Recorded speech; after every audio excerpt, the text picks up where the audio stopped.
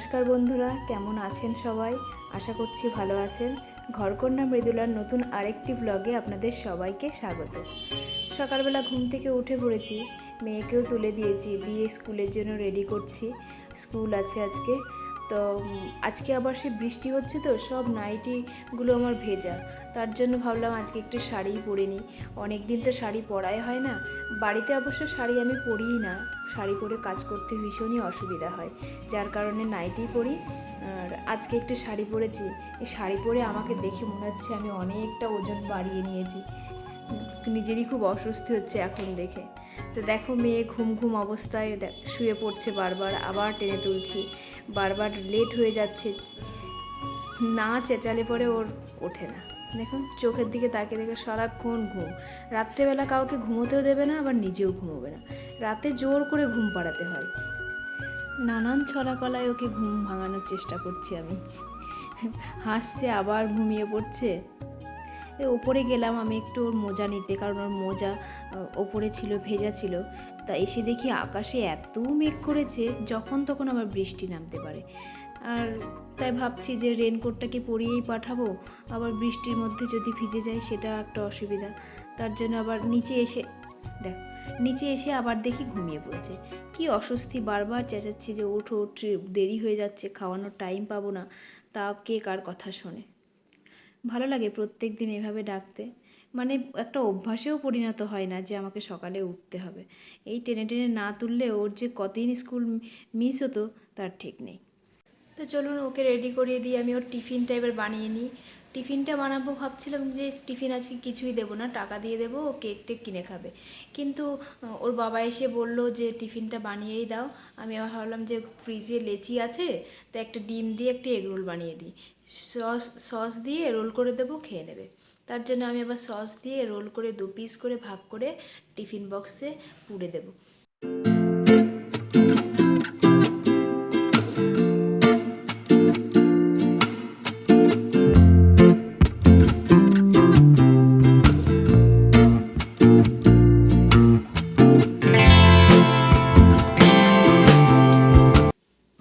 আজ আড়ত থেকে ওর বাবা তাড়াতাড়ি বাড়ি ফিরে এসেছে, যার কারণে ওর দাদু আজকে নিয়ে গেল না।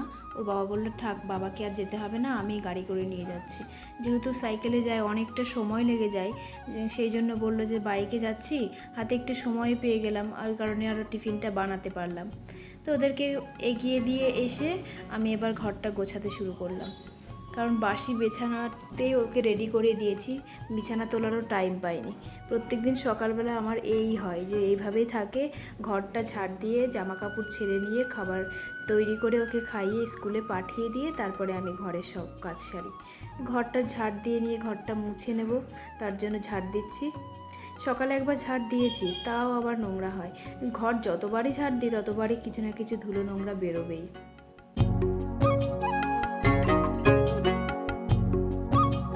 ঘড়ির কাঁটায় তখন 8:30। বাবা এখনও কারিগরদের চা দিতে পারিনি।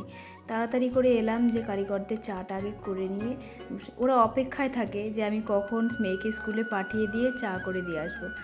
যখন খুব দেরি হয়ে যায় তখন ওরা নিজেরা এসে বলে এখনও চা করে দিলে না, তারপরে তাড়াতাড়ি গিয়ে ওদেরকে চা দিয়ে আসি।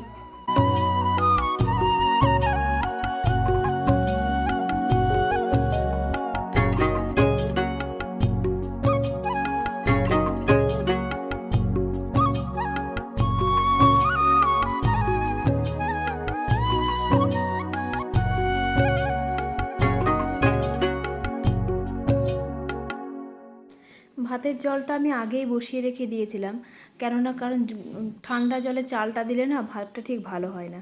তাই একটু গরম করে নিয়ে তারপরে আমি চাল দিই।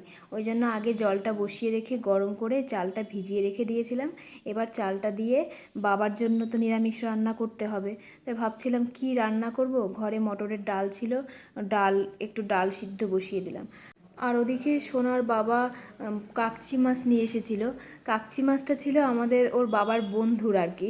তো ও নিয়ে এসছে ওই বাড়িতে দেওয়ার জন্য, মা না জেনেই মাছটা কেটে ফেলেছে। তো কাটা মাছই আবার অর্ধেকটা ওদের বাড়ি দিয়ে এসেছে আর কিছুটা পরিমাণ আমাদের বাড়িতে রেখে দিয়েছে। তা ভাবলাম যে কি করব রান্না। তো ডাল, বাবার জন্য ডাল সিদ্ধ করছি, আর একটু ডাঁটা ছিল, আর আলু কুমড়ো পটল দিয়ে ডাঁটার তরকারি, ডাল সিদ্ধ একটু ভাজা করব, আর কাকচি মাছটা আলু বেগুন দিয়ে একটু হালকা করে ঝোল করব, ব্যাস হয়ে যাবে। নিরামিষ 2 রকম হলো, আর আমাদের জন্য আমিষ 1 রকম, ওই 3 রকম দিয়ে আমাদের খাওয়া হয়ে যাবে। বাবার খুব বেশি একটা কিছু লাগে না। এবার একার জন্য তো রান্না একটুখানি করা সম্ভব নয়, তার জন্য সকালটা আমরা সবাই নিরামিষ খেয়ে নিই, আর আমিষ যা হয় দুপুরবেলা এক তরকারি যা হয় দুপুরে করে নিই একবারে। কারণ প্রথমে তো নিরামিষ রান্না করতে হবে, তারপরে গিয়ে ওই কড়াইতে আমি আমিষ রান্না করি।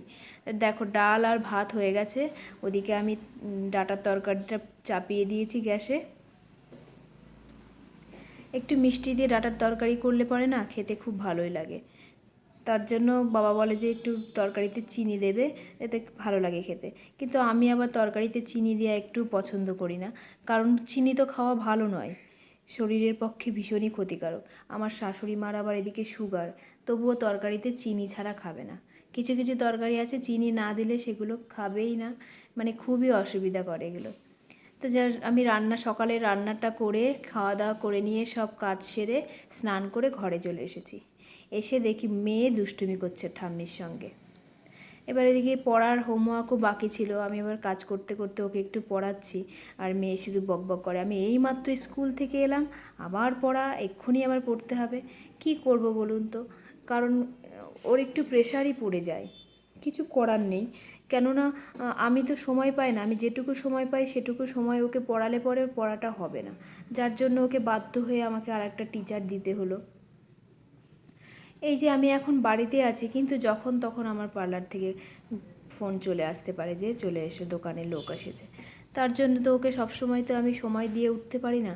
ওর কারণে আমি একটা দুপুরে টিচার দিয়েছি, আর বিকালে আর একটা টিচার কাছে পড়ে। এদিকে নাচ আছে, ড্রয়িং আছে, মোটামুটি ভালোই চাপ হয়ে যায়। কালকে আমার পার্লারে এসেছিলো, 2টো ললিপপ কিনেছিল, একটা খেয়েছিল আর একটা আমার ব্যাগেই পড়ে আছে, সেটা আর মনে নেই। এখন আমি সিঁদুরটা বার করতে গিয়ে দেখি ললিপপটা, তারপর ওকে দিলাম, ও তো সেই খুশি। ওর মনে ছিল না আর কি, না হলে পরে সকালেই ও খেয়ে নিত। এখন আমি রেডি হয়েছি স্নান করে, আবার দুপুরে রান্না করতে হবে। দুপুরে রান্না বলতে কাকচি মাছটা শুধু ঝোল করব, ব্যাস হয়ে যাবে, আর আর কিছু করব না। এদিকে মেয়ের খাওয়ানোও হয়েছিল না, স্কুল থেকে এসেছে, মেয়েকে তো খাওয়াতে হবে, তাই আমি আবার ওই ডাঁটার তরকারি আর ডাল নিয়ে ওকে খাওয়াতে বসেছি। এদিকে আমার মেয়ের ডাল দেখলেই মাথা খারাপ হয়ে যায়, একটুও ডাল খেতে চায় না, কেন কি জানে। সব বাচ্চারা জানি একটু ডাল খেতে ভালোবাসে, কিন্তু এদিকে আমার সোনা একটু ডাল খায় না।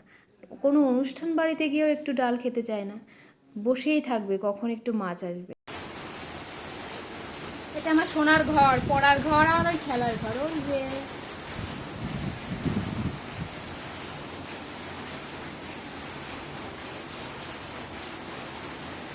আর এই ঘরে বাবা পুজো দেয়। এই যে আমাদের ঠাকুর ঘর, ভালো আছে।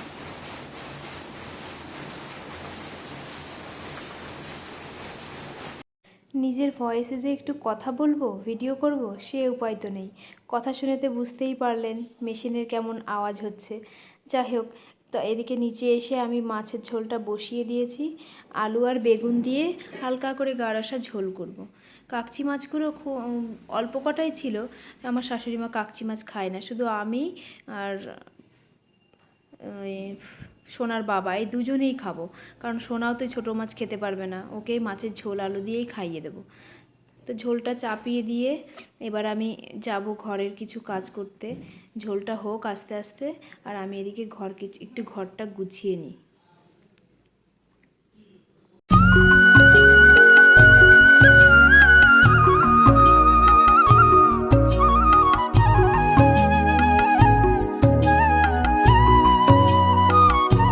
ওপরে মেলা অনেক শুকনো জামা কাপড় ছিল, সোনাকে পরতে দিয়ে সে জামা কাপড়গুলো নামিয়ে নিয়ে এসেছি, সেগুলোই এখন দাঁড়িয়ে ভাঁজ করছি, কারণ ওপরে থাকলে পরে ওপরেই পড়ে থাকবে।